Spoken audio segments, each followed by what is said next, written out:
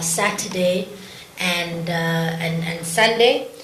And welcome to the DA Congress. The elective Congress of the DA happens every 3 years. The last time we held one was in 2020, and it was under very different conditions, obviously, during COVID-19. And so we're quite excited to have over 2,000 delegates that are going to be gathered here this weekend so that we can see our party in action. And we are going to be, this is in our view an incredibly important Congress, considering the fact that it is a Congress that's going to be preceding the 2024 local government, national government elections, which in our view are going to be incredibly important for the future of South Africa. So colleagues, this morning what we're going to be doing, we're going to be taking you through some of the key information around the Congress administration and the like, and we will be engaging with some questions from all of you, and from there we're going to be moving across to the actual Congress venue for those of you who want to have some takeaway shots of what it looks like. It's pretty much already set up, and we will take you through to that venue so that you may be able to get a sense of all the prep work that has gone behind it. And so I'm going to be handing over to Greg Krambok. Greg Krambok is our presiding officer, the chief presiding officer for the Congress, and we are joined by Bridget Masango and Dr. Mimi Gondwe, who are also presiding officers. So they are going to be the ones who are talking about the contents of what we are here to do. And also I just do want to remind all of you that of course none of us are able to speak on behalf of the candidates. The candidates ought to do that themselves. We are discussing the actual Congress and how it's all put together and some of the questions that you might have. Over to you, Greg.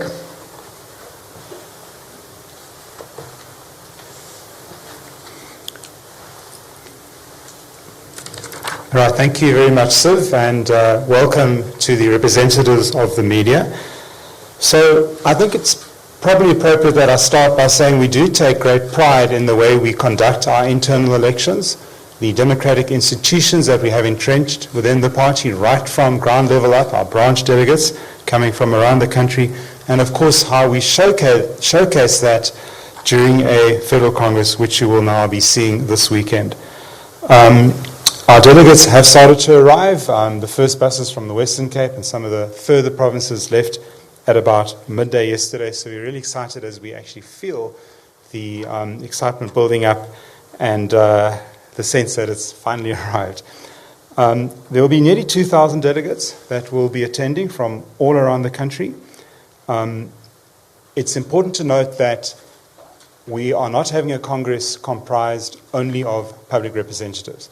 Our Constitution specifies that at least 45% of our delegates must in fact be non-public representatives. And that gives us an opportunity to make sure that the authentic voice of South Africa is in fact represented at our Congress. The delegates are chosen on a fairly complex formula. They are voted for in their branches, as I've said, audited, and a list of delegates from every branch will go through, and then we rank them, including one of the criteria being, is this branch in an area that isn't controlled by the DA? So it might, for example, be another party's branch, another party's ward in the last national elections, or more importantly, in the last local government elections. And if that's the case, then that branch gets extra points, and all the branches are ranked. And that way we make sure that we have a mix of people from urban areas, we have people from rural areas, but importantly, not only will we be representing the people that actually vote for us, but also the people that we very much like to vote for us in the future. And that branch component, by incentivizing formation of branches in wards that are held currently by other parties, will give us that. As Siv has said, we believe this Congress is very important because with opinion polls constantly reflecting the ruling party under 40%, very often, as happened in Rapport, and has happened in the Social Research Foundation polling, which indicated that the DA has now taken over and has overtaken the ANC in urban areas. We could very well be electing the president of the country at this Congress this weekend. selecting our presidential candidate, because with only 11% in all of these polls confirmed by the ANC and our own polling between us and the ANC, it is now very, very close, and the likelihood of no party getting an outright majority next year is very, very much on the cards. We also have, as Siva said, over 400 members from the media. That, by comparison, was only 100 or so in our last Congress. So it does show the interest in this particular Congress. It shows, I think, that South Africa is expecting something very dramatic to happen in 2024, and therefore this Congress is important for that reason. And we even have media from England and France. So our Congress will consist of just under 2,000 delegates. They will be made up, as I said, 45% of those delegates will be delegates from our branches, our activists, that are elected to represent their particular area and be here. There will be around about 1,000 councillors that will be here as well, as a result of their own internal council elections, obviously MPs and MPLs. There will be a sizable delegation from every province. Every province is well represented. And we will be looking to deliberate and vote on resolutions that add a bit of content to our policy conference resolutions that we took a couple of years ago. And that will include resolutions on building the economy, creating jobs, urban and rural safety, and indeed the restoration of Parliament in South Africa. So we'll also, over the next couple of days, we'll be voting on 43 different resolutions. We'll be seeking to drive the DA's policy agenda and give practical expression to our values of freedom, fairness, diversity, and opportunity. Most of the resolutions that you'll see will talk to the need to build on and extend our policy offer for creating an inclusive society in our country. It will give, I think, a very clear steer as to where the areas of exclusion are and how we will focus on them and address them. Our Congress is being broadcasted live. South Africans can watch the full broadcast by visiting our particular website, and we also invite those following on Twitter to use the hashtags provided for that. So, we are ready to welcome all our delegates. They will start registering early tomorrow morning, and we are looking forward to hosting a Congress that will change the future of our country. Thank you very much.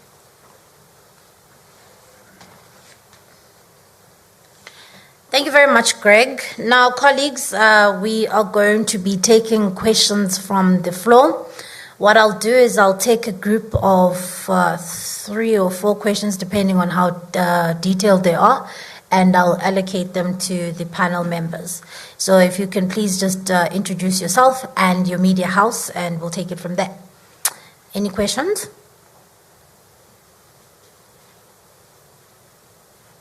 Yes, sir, and the sir next to him, and yes, ma'am, and ma'am. My name is Norman Masovini from City Press. My question relates to,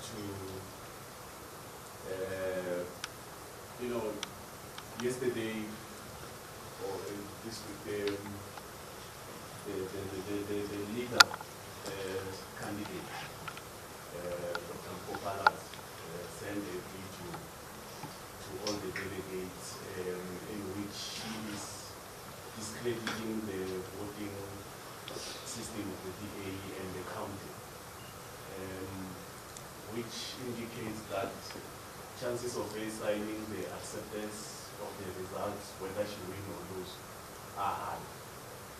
Has she raised those concerns that she has sent with, that she's talking about in the video with the electoral committee? Is it not also a breach of the internal processes for her to also go out and send it to the delegates and concern before the Congress? What are you going to do about it? Okay, cool. Thank you so very much. I'm going to allocate that to you, Greg, and I think you may be able to handle the issue around conduct of candidates. All right, so. Silva Sibia from UFM. My question is on the party. Are you concerned that that it's so predictable that the outcome will simply go to John Steenhuisen simply because most of the delegates are white? Isn't that concerning with the DA? All right, ma'am.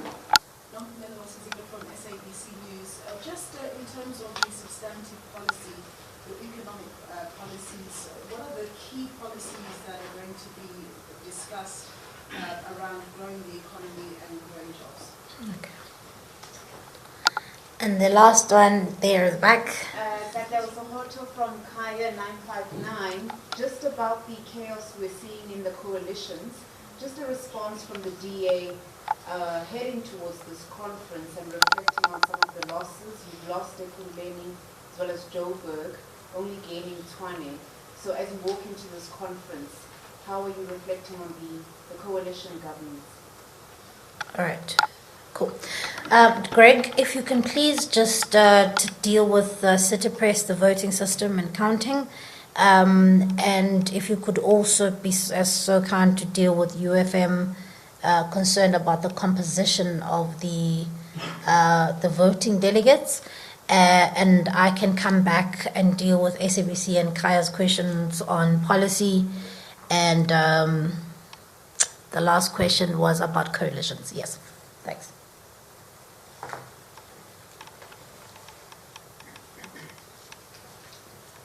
Thank you for those questions. To address the first question about the integrity of the voting system.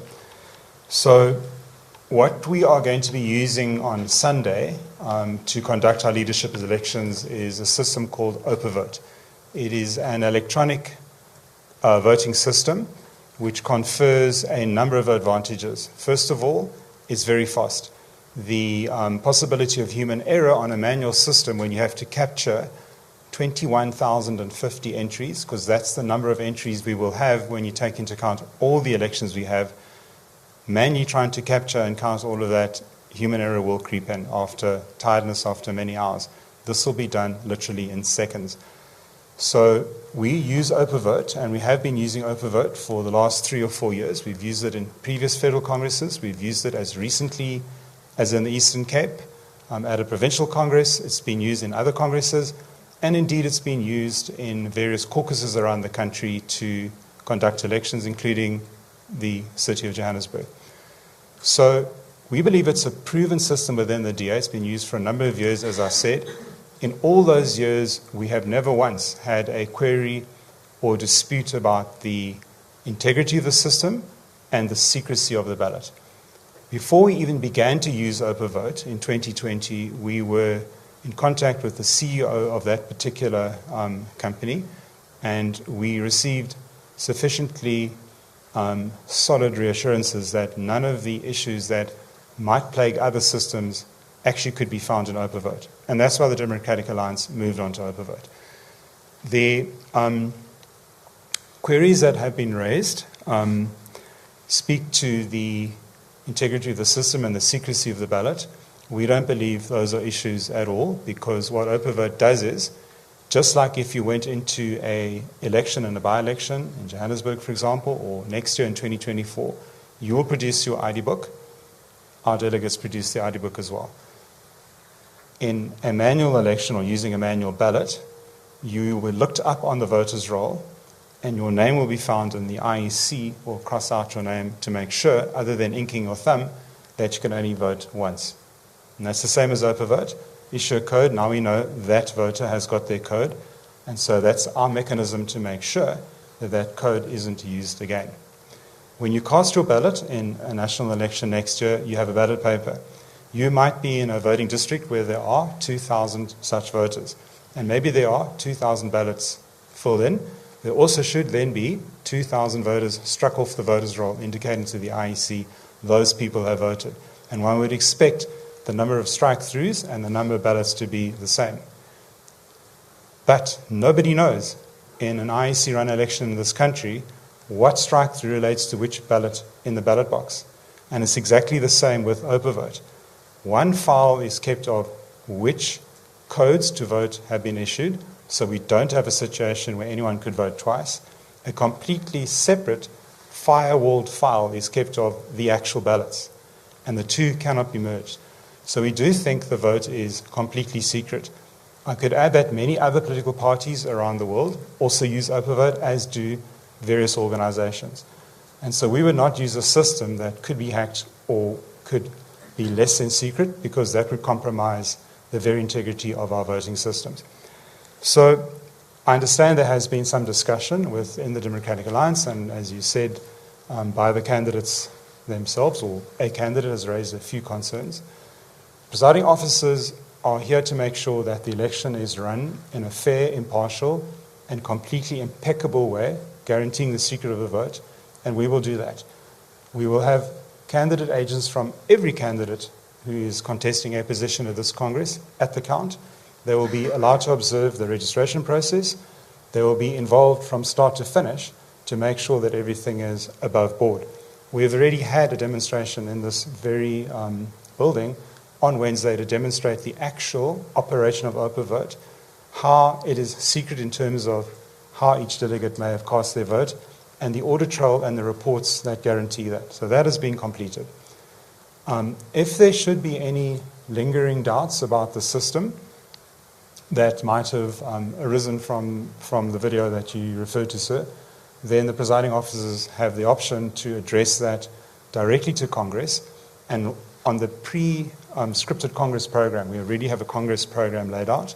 There is a slot for myself, Bridget, and Mimi to address the delegates and take them through the process again. So I believe there's going to be a very, very wide acceptance of a system that we've used, after all, in the previous Congress and in many other provincial and caucus elections that's never, ever had a problem with before, and no one's ever raised the problem with it before. What any candidate might or might not, let me rephrase it, what any candidate might or might not say is not my lane. My job is to ensure a free and fair election. I can't comment, as Siv said earlier, on anything the candidates might be saying. That is for them to conduct their campaigns. We must just make sure that the system works.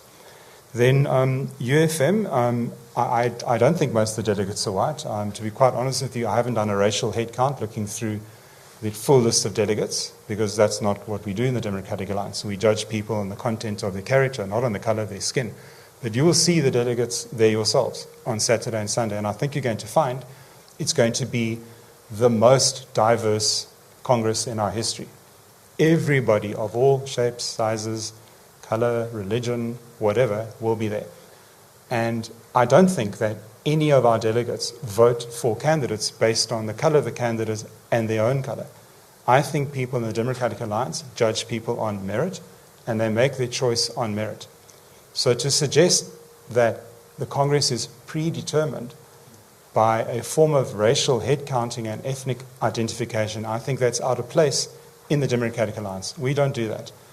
And I don't think our supporters even do that. So we have an interesting situation in my own province, in KwaZulu-Natal. We have a municipality called Umgeni, which is 71% isiZulu speaking, and the voters of Umgeni elected a mayor called Chris Pappas, who happens to be white. A couple of weeks ago, we had a by-election in Mzunduzi. Some of you will know it better as Peter Maritzburg, a 90% white ward, and we had a candidate elected there by the name of Reggie Kanyile, who got 97% of the vote. So in both those cases, the voters, who are representative of our voter base, looked for the best candidate and voted regardless of the color of that candidate's skin, whether it was Reggie Kanyile as a ward candidate or Chris Pappas as the mayor of Umgeni. And that's what I think you're going to see over the next 2 days. There isn't going to be any voting on the basis, I believe, of people's skin color. That's just not what we do in the Democratic Alliance. Thanks.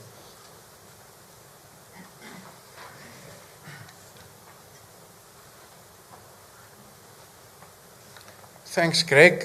Siv has asked me to deal with the policy resolution specifically aimed at getting the economy to grow. So a fairly large number of draft resolutions aimed at taking economic decisions will be debated and voted on by Congress.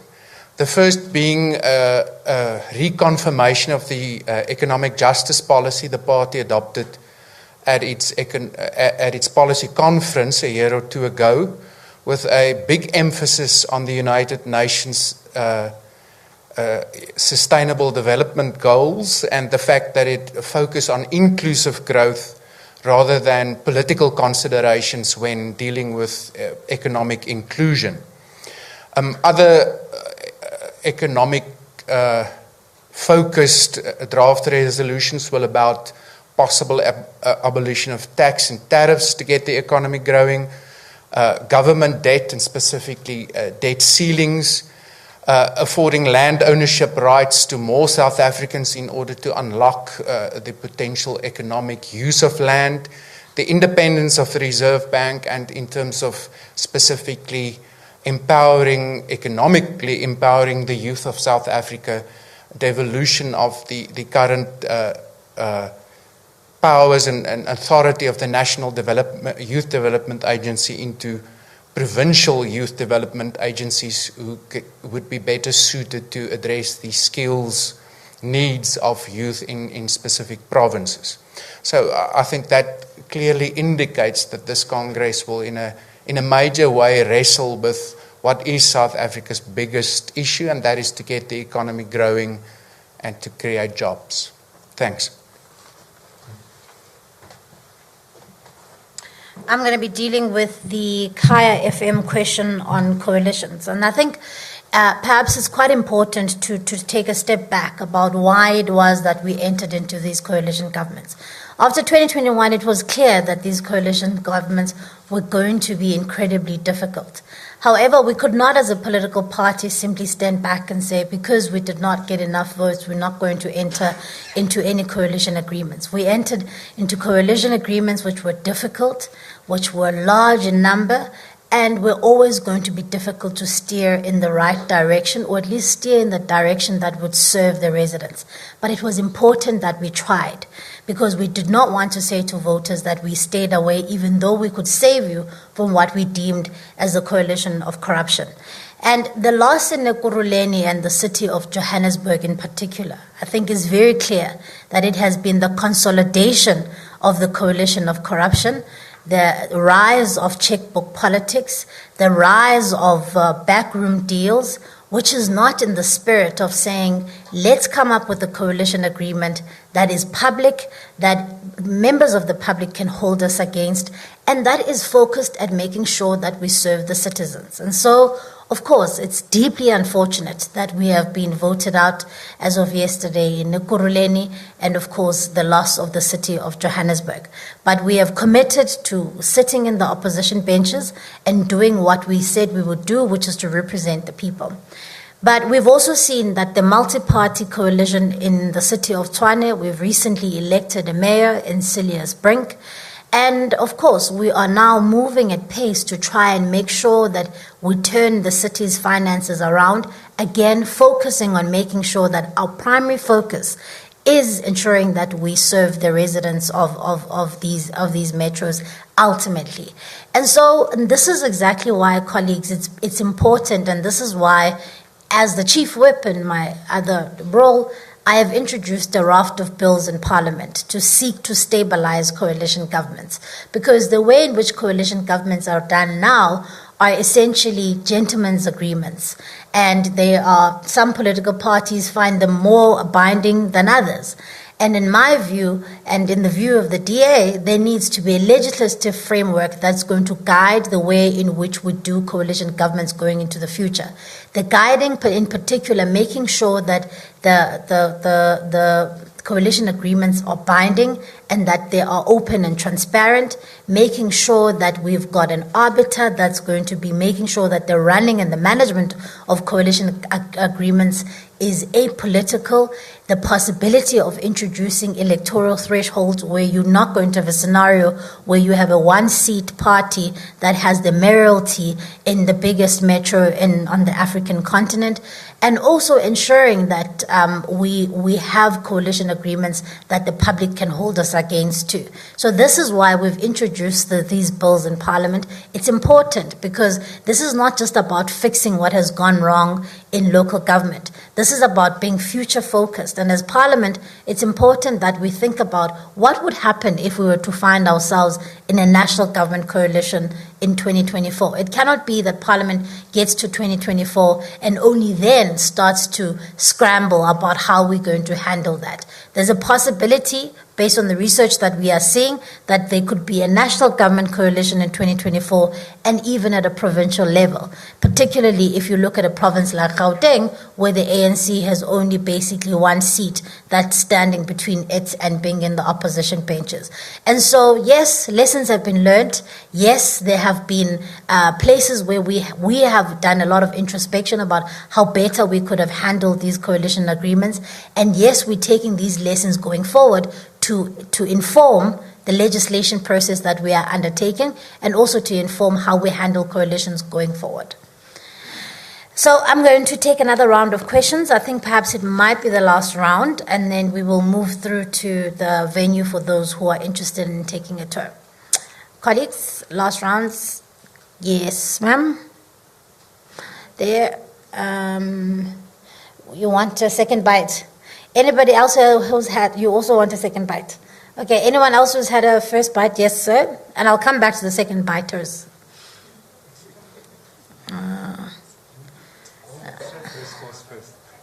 Okay, first biter, where are you? Yeah, okay, cool. All right, so Natasha, Gavin, and then the second biters here. Oh, did I miss somebody? Some girl. Okay, there's the first biter. Okay, the three first biters here and the second biters there.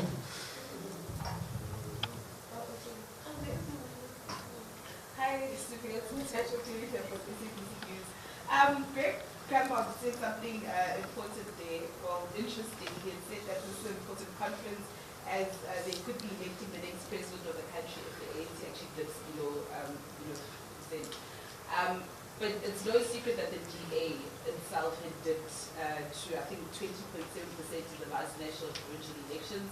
Is this something that the party will be reflecting on? And I mean, what guarantee do you have that the party can actually increase its electoral support next year? Thank you. Okay. Have you abandoned your first bite, sir? Hello. Hi, my name is Tony Nichols from News in Africa. Excuse me. Has the conduct of any of the candidates been flagged by the Federal Council? Have there been any issues with how the people have run their campaigns? Will Ms. Ngwenya, the head of policy, be chairing the discussions on policy here at this conference? Will she be attending since she resigned 2 weeks ago? If not, who will be the custodian of the DA's policy going into the conference? Will the Democratic Alliance discuss the evolving of the powers of the national government or entertain any discussions on the independence of the Western Cape? And then do you have any confirmations of international organizations or workers' groups or local NGOs who are your confirmed guests at this conference? Thank you. All right. A big first bite. Yes, sir.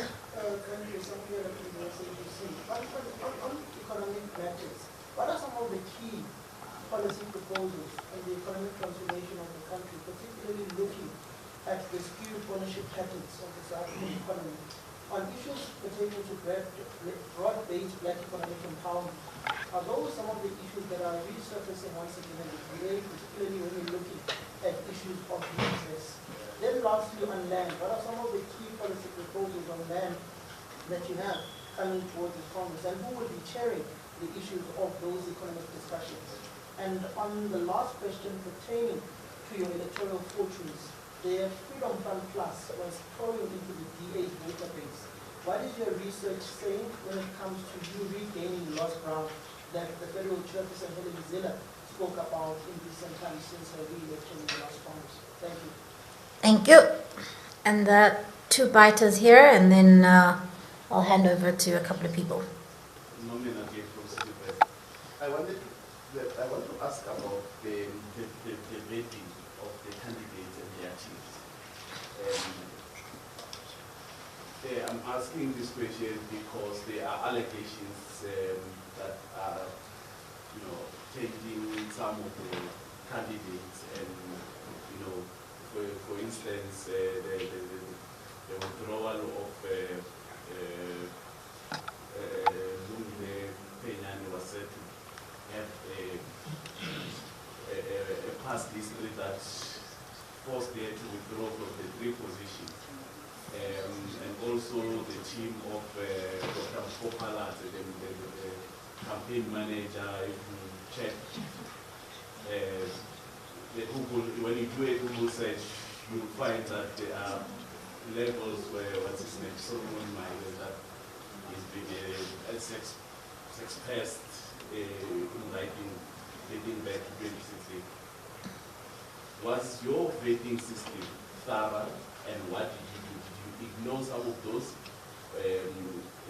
How do you respond to all those that said DA forced Kenyani to withdraw from the 3 position, top position that she was vying for because of past history relating to the previous work where she was allegedly charged, found guilty, and also having an alleged criminal case.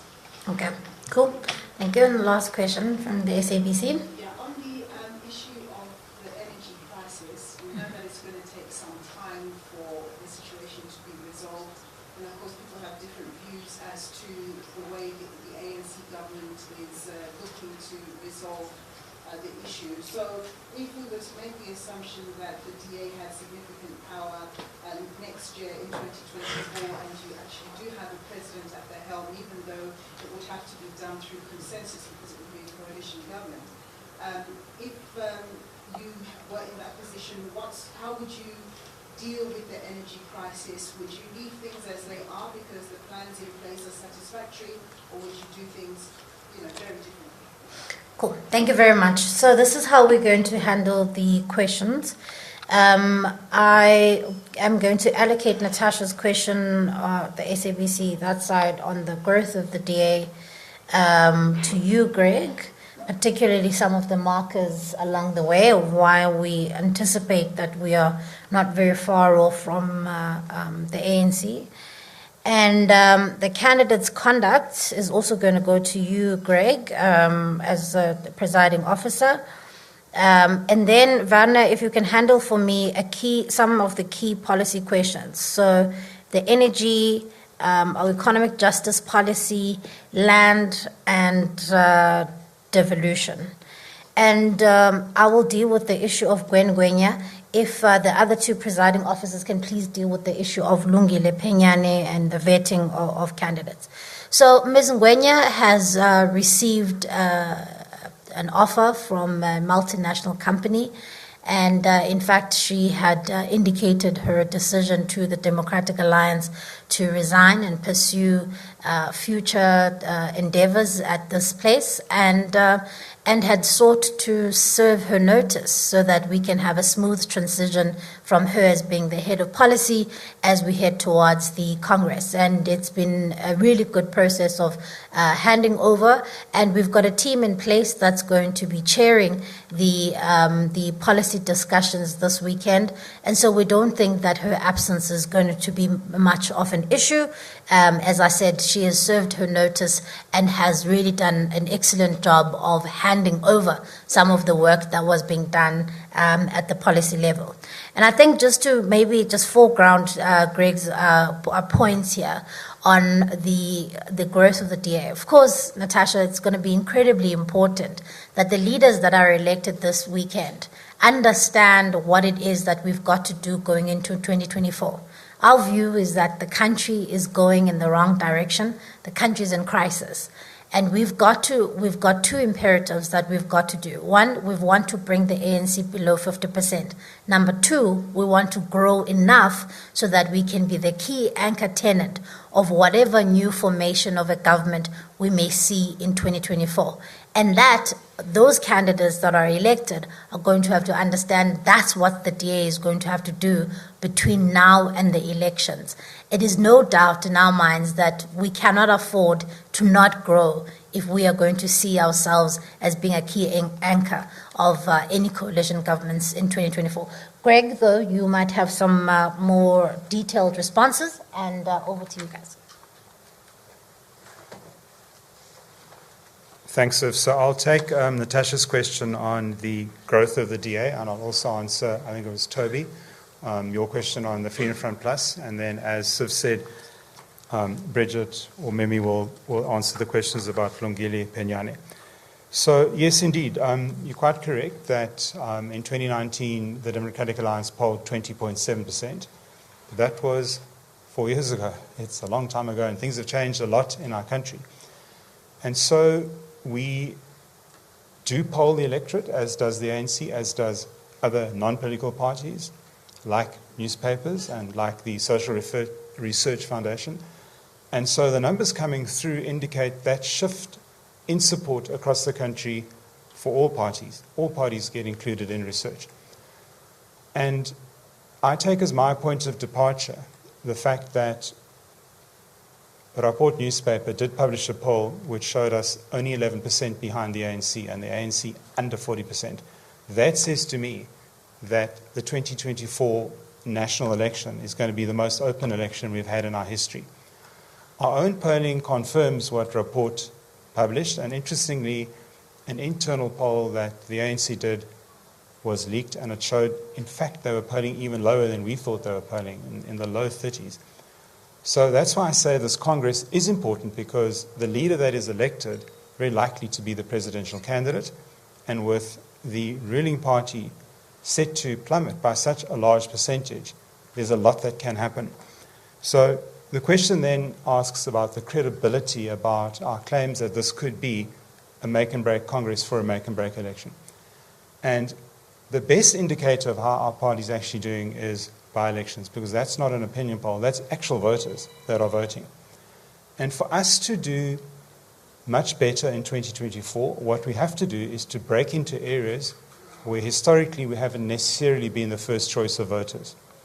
And a very recent by-election was held in a place called Enoch Ngijima, in the rural part of the Eastern Cape, a 100% black ward. Democratic Alliance polled 38% in that ward. Just before that, in an ANC stronghold, a very loyal ANC supporting area in the city of Cape Town in Nyanga, we had a very, very pleasing increase as well. So what those by-elections tell me is that the Social Research Foundation, putting us ahead of the ANC now in urban areas, most of our country is now urbanized. Rapport, our own polling, and even the ANC's polling is correct. The by-elections actually do show that the ANC is very frequently now under 40%, and we are sometimes within single-digit points behind. So that's why I think this is a very important Congress, and we have a very open election next year. Tony, I think you said your name was. Is that right? You, sir? Govan, sorry. Okay. Yes, in some instances, the Freedom Front has done better in by-elections, but then so have we. And so there is a contestation between the Democratic Alliance and the Freedom Front Plus in some areas, but I would refer you to Mogale City, where we got a huge majority in that by-election, perhaps more importantly, on a wider scale, in Ditsobotla. Ditsobotla, the entire municipality re-voted, and that is a truer test, I think, than one single ward where very, very local circumstances and local personalities can play a big role. In 2024, every single VD, every single ward, every single South African is going to be voting, and smaller parties have to spread their resources very, very thinly, unlike they can do in a by-election where you can concentrate. In Ditsobotla, we held up our support, we increased a little bit. The Freedom Front Plus lost half of their councillors. So there are, for every example we can quote of a local situation that might have thrown up an unexpected result, there's another example where it shows our ground recovering, and perhaps one of the more recent by-elections in Ditsobotla, where every single ward voted to reconstitute that municipality, is the best example. We actually have half the Freedom Front support in Ditsobotla, and I think much of that damage in 2019 has now been repaired, and we're confident going forward into 2024 that our main opponent is in fact going to be the ANC, and with single-digit figures separating us, it's all to play for. Sorry, I asked about whether any of the candidates conduct. Yes, candidates conduct. Do you want me to handle that one? Yes, please. So, yes, you did. So, you asked, have they been flagged by Federal Council? No. Federal Council is not the arbiter of this particular aspect of our democratic internal processes. In every Congress, you will have candidates that query social media posts, mostly that's what we get, and ask whether in fact that is within our campaigning rules. We have had a few complaints like that. We deal with those. We speak to the people who put up those posts, and we ask them to withdraw those posts if, in the opinion of the presiding officers, they have transgressed the rules. There's been a couple of those, but by and large, this Congress has been characterized by relatively few, and let's hold thumbs that remains in place until Sunday afternoon. Okay. Thank you. Can we get Lungile Penyane vetting of staffers or support people? Norman, you asked about, I think you're trying to make specific reference to the Lungile Penyane matter. And I'll start with that, and then I'll move on to the issue of the vetting of the candidates. So Ms. Penyane withdrew from, 3 positions, as you may well know. And I want to just, categorically state that she was not forced to withdraw from those positions. She withdrew from those positions voluntarily because she felt that, the current incumbent were doing a good job in the positions, and she didn't feel the need to contest for those positions. And according to our knowledge as presiding officers, she has no criminal record, that we are aware of. In other words, we've not had sight of a document that proves or confirms that she indeed has a criminal record. And as many of you in this room will know, the case with her employer is still pending and hasn't been finalized. So until such a time, we have confirmation of the fact that she has a criminal record, or she doesn't, then, and until such a time that we know the outcome of the case with her employer, she remains a candidate and she is contesting the other positions. With regards to the vetting of candidates, the only vetting that we do is the information that the candidates provide in the disclosure form when they actually do, give an indication of the fact that they want to contest a position. So there are a number of questions that we ask the candidates there. Thank you very much.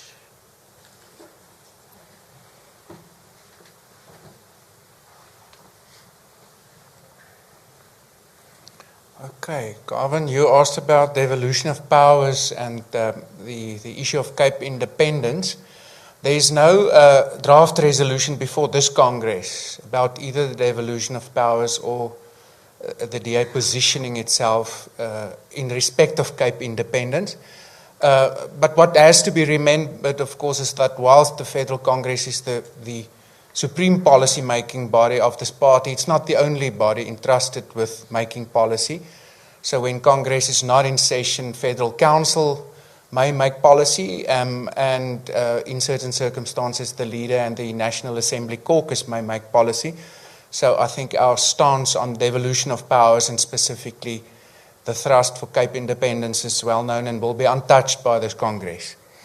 In respect of Samkela's question about the economic transformation, skewed ownership, land patterns of land ownership, and the energy issues. On economic transformation, as I said, the only way in which the adopted economic justice policy of the party is addressed is a proposal that the aspect of the embracing the UN Sustainable Development Goals where we are in government should be impressed upon all of our governments. And those Sustainable Development Goals, as I said earlier, is of course more about inclusivity and addressing objective disadvantage rather than using other markers which may be more political in nature.